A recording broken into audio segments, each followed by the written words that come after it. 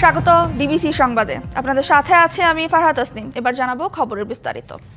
ইসরায়েলে নতুন করে ক্ষেপণাস্ত্র ছুড়েছে ইরান। ক্ষেপণাস্ত্র হামলা চালানোর পরপর ইসরায়েলের মধ্যাঞ্চল জুড়ে সাইরেন বেজে ওঠে। জবাবে ইরানের মধ্যাঞ্চলের ক্ষেপণাস্ত্র উৎক্ষেপণ কেন্দ্রকে লক্ষ্য করে হামলা চালাচ্ছে ইসরায়েল। স্থানীয় সময় শনিবার ভোর থেকে নতুন করে পাল্টা হামলা চালাতে শুরু করে দুই দেশ। তবে ইরানের ক্ষেপণাস্ত্র হামলায় ইসরায়েলে বড় কোনো ক্ষতি হয়নি বলে জানিয়েছে দেশটির জরুরি পরিষেবা সার্ভিস। পাল্টা হামলার পাশাপাশি থেমে নেই দুই দেশের বাকযুদ্ধ। জাতিসংঘের নিরাপত্তা পরিষদের বৈঠকে চলমান হামলায় ইসরায়েল আইনের চরম লঙ্ঘন করেছে বলে মন্তব্য করেছেন ইরানের রাষ্ট্রদূত আমির সাইদ ইরাভানি। বিপরীতে ইরানের বিরুদ্ধে পাল্টা অভিযোগ করেছে ইসরায়েলও। ইরানের পারমাণবিক স্থাপনায় হামলার জন্য ইসরায়েল অনুতপ্ত নয় বলে জানান দেশটির রাষ্ট্রদূত ড্যানি ডেনন।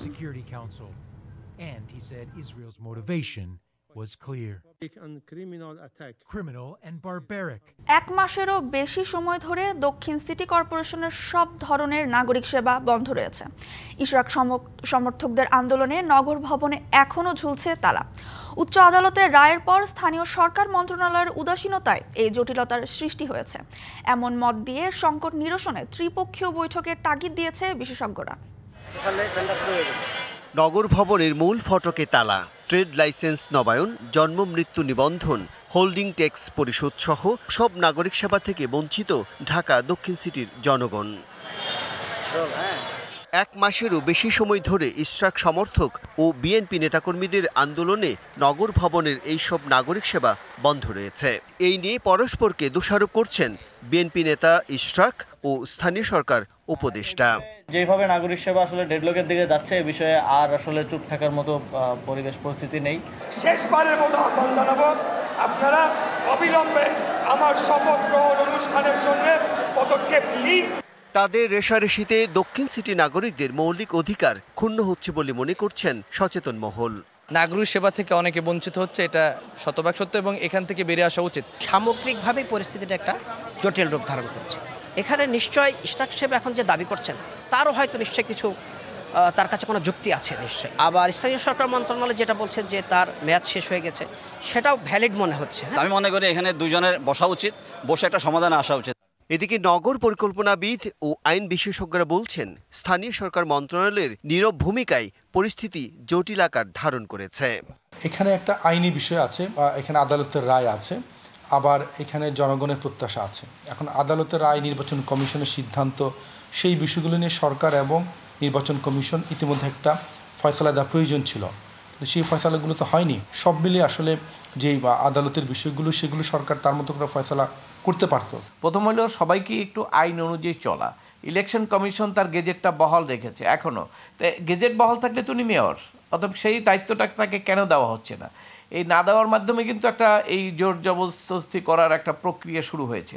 তো যদি মেয়াদ না থাকে তাহলে সেক্ষেত্রে মেয়াদ যখন ছিল তখন তাকে কেন শপথ করালেন না? তাহলে উদ্বেগের অবসান ঘটিয়ে নাগরিক সেবা নিশ্চিত করতে নির্বাচন কমিশন, স্থানীয় সরকার মন্ত্রণালয় এবং বিএনপিকে এক টেবিলে বসে দ্রুত ফয়সালার তাগিদ দেন বিশেষজ্ঞরা। সবকিছু নির্ভর করে আপনার সদিচ্ছার উপরে। আপনি যদি সমাধান চান, সমাধান আইনেই আছে, সব জায়গায় আছে, এটা নিয়ে কোনো বিতর্ক নাই। এই অচলাবস্থা থেকে যত দ্রুত বিএনপি এবং অন্যরা সরে আসবে, সেটা কিন্তু মানুষের জন্য সেটা স্বস্তিকর হবে। Bijan Kumar Das, DBC news, Dhaka.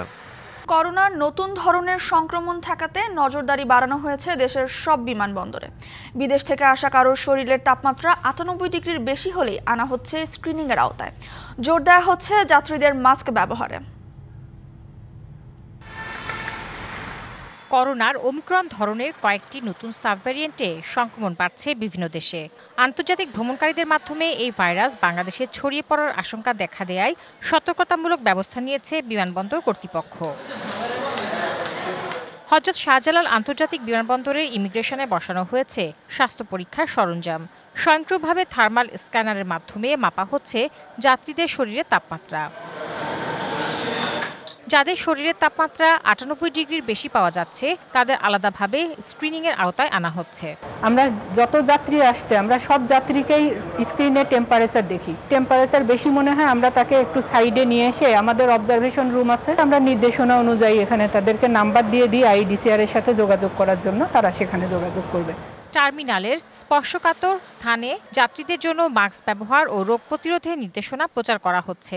বিমানবন্দরে স্বাস্থ্যকর্মীদের জন্য রাখা হয়েছে পর্যাপ্ত মাস্ক ও গ্লাভস। 3 তারিখ থেকে আমরা আমাদের হেলথ স্ক্রিনিংটা শুধুমাত্র ভারত থেকে আগত যাত্রীদের জন্য আমরা চালু করি। 4 জুন আমরা নির্দেশনা পাই স্বাস্থ্য অধিদপ্তরের, আমরা তখন থেকে সকল আগত যাত্রী অর্থাৎ অ্যারাইভিং প্যাসেঞ্জারদের জন্য আমরা হেলথ স্ক্রিনিংটা শুরু করে দিই। এখনও পর্যন্ত আমরা অ্যাকচুয়ালি কোনো সাসপেক্টেড কেস পাইনি। সকল যাত্রীদের থার্মাল স্ক্রিনিংটা চালু আছে এবং আমাদের হেলথ ডেস্ক সমূহে পর্যাপ্ত পরিমাণে মাস্ক, পিপিই এবং অন্যান্য গ্লাভস সরঞ্জাম রেখে দেওয়া আছে।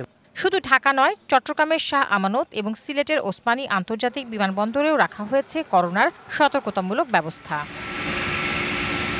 Tahsina Jessy, DBC news, Dhaka. ডেনমার্কের উত্তর সাগরের তীরে প্যানো দ্বীপে আবারও জমে উঠেছে আন্তর্জাতিক ঘুড়ি উৎসব। চারদিক জুড়ে উঠছে হাজারো রঙিন স্বপ্ন। বর্ণিল ঘুড়ির নৃত্যে মুখরিত আকাশ। 40 বছর ধরে চলে আসা এই উৎসব আজও ছড়িয়ে দিচ্ছে এক আনন্দের বার্তা। প্রতি বছর বিশ্বের নানা প্রান্ত থেকে ঘুড়িপ্রেমীরা ডেনমার্কের উত্তর সাগরের উপকূলীয় ফ্যানো দ্বীপে এসে জড়ো হন। কেউ উড়ান বিশালাকার ড্রাগনের মতো ঘুড়ি, কেউ বা নিজের হাতে বানানো ছোট্ট একটি ঘুড়ি নিয়ে আনন্দে মেতে ওঠেন। 1985 সালে যাত্রা শুরু করা এই উৎসবটি সময়ের পরিক্রমায় পরিণত হয়েছে বিশ্বের অন্যতম বৃহৎ ঘুড়ি মিলন মেলায়।